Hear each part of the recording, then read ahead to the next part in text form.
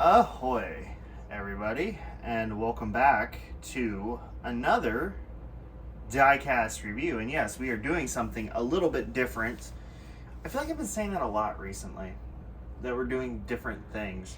But we are doing different things. We are reviewing Formula One diecast. These are the two Red Bull RB19s from the 2023 F1 season, produced by BBurago.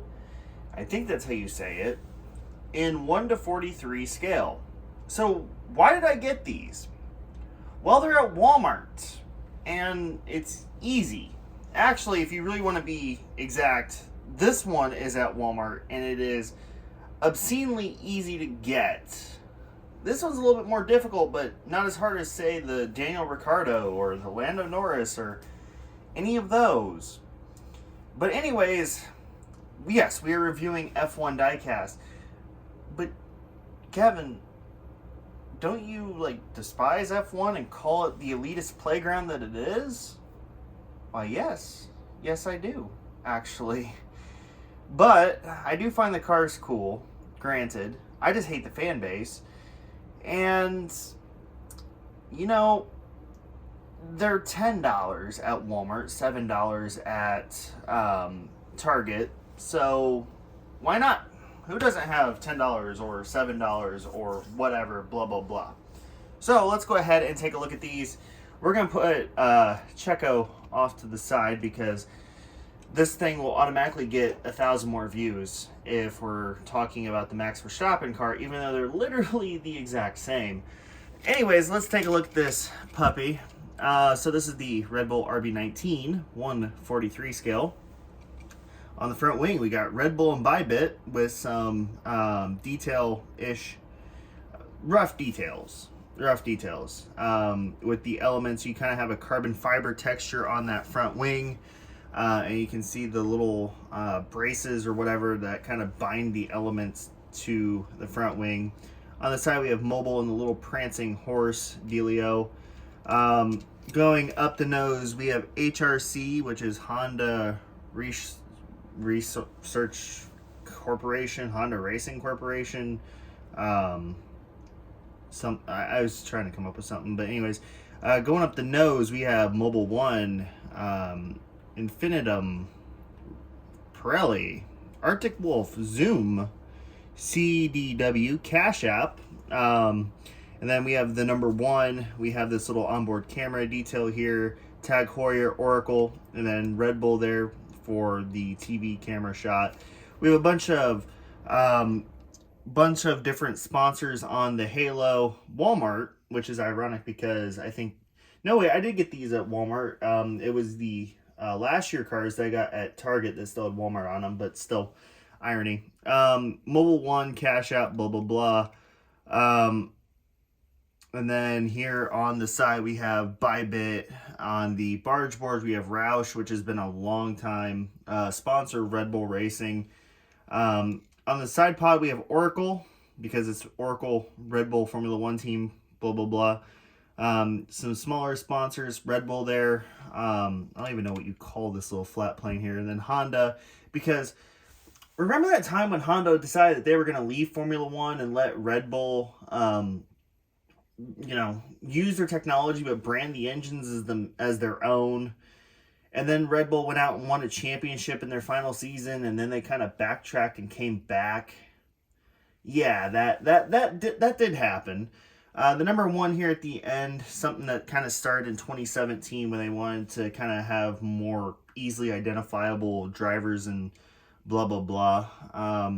On here we have the soft compound tire, actually, I guess it's not soft. I guess this is the medium compound now. See, I was so used to the tires of 2017, 2018, where you had super soft and super hard and ultra soft and ultra hard, those compounds. But I guess they changed it for simplicity purposes. On the rear wing, we have Bybit, because apparently they're not some fraudulent corporation like, I don't know, FTX over at Mercedes or something.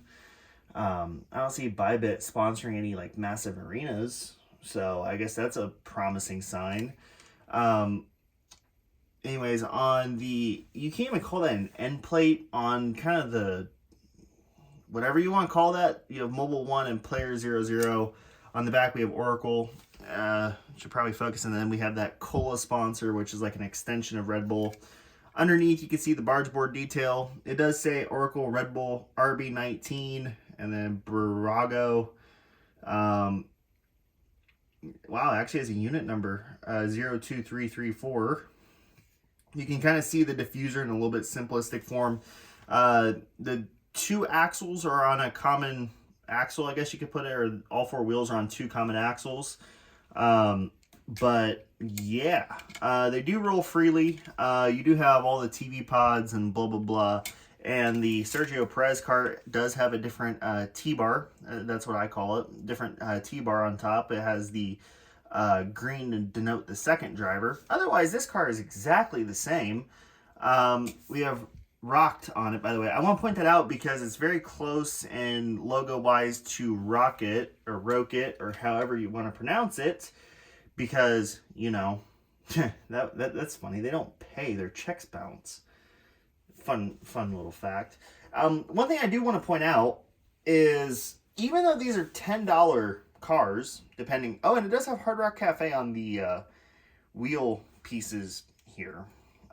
Just want to point that out there for no reason. But just because these are $10, there is a little bit something interesting. They did change the casting from last year. And I do have last year's car here that I got actually at Target. They did change this little, like... the engine cover, so it's a lot more streamlined and shrunk down on this one. There's changes in those, like these indentations right here by the number are not on the newer car. Now this one has the driver figure in it. Again, this one came from Target, so I don't know why the Target ones have the driver figures and the Walmart ones don't. But they did change the cars. You can see like the flooring and side pods and all that are different, so it's not like it's the same car every year. So it's amazing how that works, how this company can produce officially licensed diecasts and change them on the year depending on the look on the car, only charge $10 per car, and they've actually gained my respect and admiration for what they've done. I don't actively watch the series that these cars compete in because I already know the results before the weekend even begins. But with that said, the merchandising on these is perfect.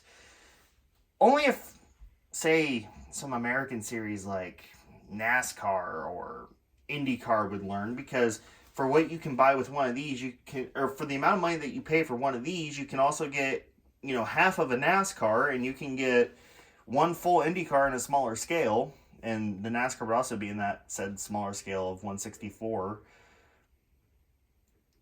You have to sit here and really think about what you get for $10.